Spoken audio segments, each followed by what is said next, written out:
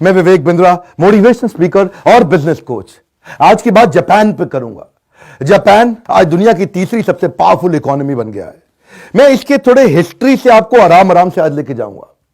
400-500 साल की अगर इसकी पीछे की बात करें तो सामुराइज को छोड़ के आगे निकले तो 200 साल पीछे के बड़े इंपॉर्टेंट थे, जो शोगुन एरा था। लगभग 1650 से 1850 तक ये 200 साल जापान पूरी तरह आइसोलेटेड था। यहां पे अलग अलग फ्यूडल लॉर्ड हुआ करते थे। फ्यूडल लॉर्ड क्या होते हैं? वो जागीरदार और जमींदार नहीं होते। ऐसा छोटा छोटा पूरा जापान डिवाइडेड था।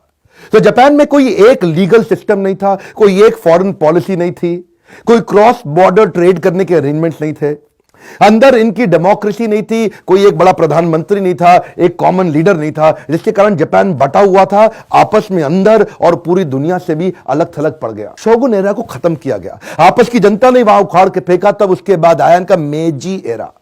ये 40 बड़े पीसफुल साल रहे इनके। मेजी एरा में आते ही सबसे पहला काम इन्होंने क्या किया? वहां के फ्यूडल लॉर्ड्स को खत्म किया।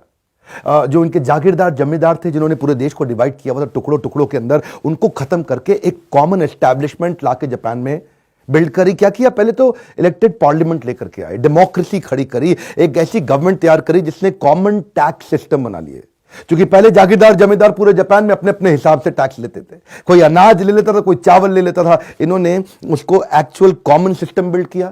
उसके बाद इन्होंने सड़कें बिल्ड करनी शुरू करी, मैन्युफैक्चरिंग सेटअप्स लाने शुरू किए, एजुकेशन पे बहुत पैसा लगाया, एक कॉमन आर्मी तैयार करी। ताकि सबकी अपनी अपनी आर्मी थी, मिलिट्री लीडर्स लीड किया करते थे, अब एक आर्मी कॉमन पूरे देश की हो गई। अपने फॉरेन ट्रेड को मजबूत किया, लीगल सिस्टम्स को इतना स्ट्रांग बनाया कि अब दुनिया भर इनके साथ बिजनेस करने को तैयार हो गई।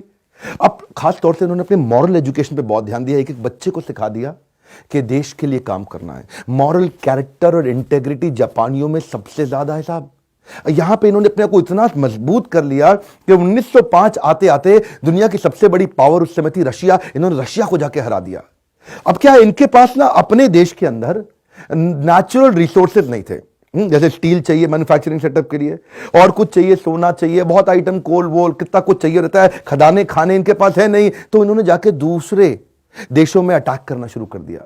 इनके कॉलोनियल एम्बिशंस बड़े हो गए। तो जापान अपने छोटे से देश से बाहर निकला अपनी आर्मी लेके। अभी इसको जीत लें, उसको जीत लें, वर्ल्ड वॉर 1 में लड़ने लगे। वर्ल्ड वॉर 1 में लड़ते लड़ते थोड़ी काफी तकलीफें इनको आई, खड़े हुए वर्ल्ड वॉर 2 में पर्ल हार्बर पे अटैक किया।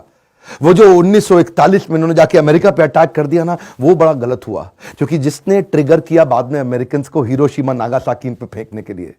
अमेरिका उस समय अपना आधिपत्य स्थापित करना चाहता था पूरी दुनिया में। अमेरिका उस समय इंटरनेशनली अपने आप को पावरफुल बनाना चाहता था, और तब उसको मौका मिला वहां पे जाकर। उसने देखा कि जापान पे जाकर के फोड़ दो।